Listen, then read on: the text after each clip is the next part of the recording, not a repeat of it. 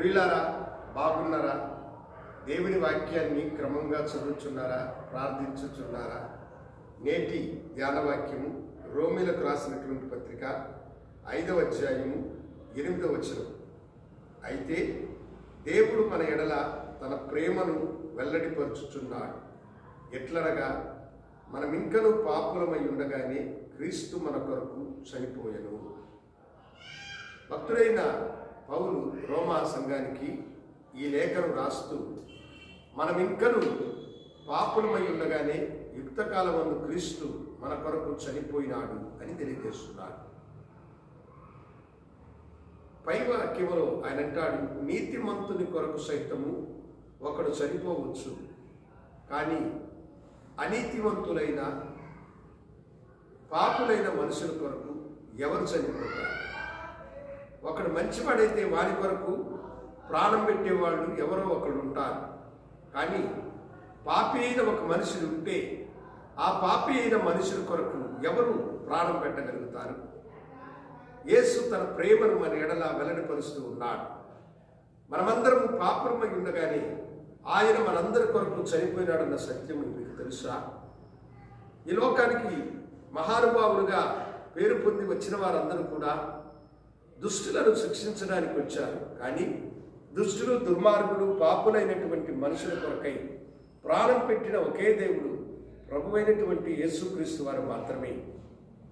కొన్ని రోజులకు ముందు మద్రాసు మహాపట్టణంలో ఒక గొప్ప రవిడి ఉండేవాడు.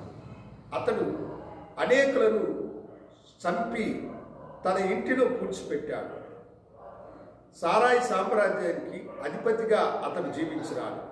అతడే ఆటో శంకరన్ని పేరు పొందినటువంటి గొప్ప రవిడి.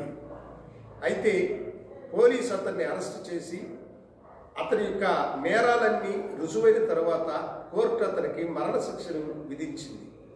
4 గోడల మధ్య తన మరణశిక్షను గురించి అతను వేదన చెందుతూ తన పాపములకు ఎవరు క్షమాపణ అనుగ్రహిస్తాడని తల్లడిల్లినాడు. అతన్ని దర్శించినటువంటి దైవజనులు కొందరు యేసు అతని కొరకై తన ప్రాణమును పెట్టినాడని, నీవెంత గొప్ప పాపమైనా నీ పాపములను యేసు దగ్గర ఒప్పుకుంటే నీకు నెమ్మదినిస్తాడని చెప్పిన మాటలు అతని హృదయాన్ని కదిలించినాయి. ఎన్నో ఘోర నేరములు చేసిన తనను యేసు క్షమిస్తాడా అని ఎరిగి కన్నీటితో ప్రభువా నన్ను క్షమించమని అడిగినప్పుడు దైవ క్షమాపణ అతనికి దొరికింది.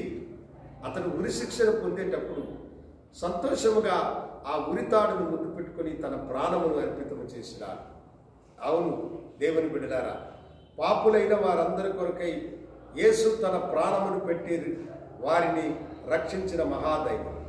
నువ్వెంత పాపివైనను సరే, ప్రభువా నేను పాపిని ప్రభు దగ్గరకు వచ్చినప్పుడు నీ పాపములకు క్షమాపణ దొరుకుతుంది. ఆయన రక్తము వలన ఇప్పుడు మనము నీతిమంతులుగా తీర్చబడుతున్నామని కింద వాక్యములో రాయబడి ఉన్నది. దేవుడు మిమ్మల్ని దీవించుగాక. ప్రార్థించుకుందాం. ప్రభువా, పాపి అని చెప్పిన నీ బిడ్డలను మీరు రక్షించి పరలోకపు భాగ్యమును అనుగ్రహించుకొని యేసు నామమున అడిగి వేడుకుంటున్నాము తండ్రి. ఆమేన్. శుభోదయం. ప్రభు మిమ్మల్ని దీవించుగాక. ఆమేన్.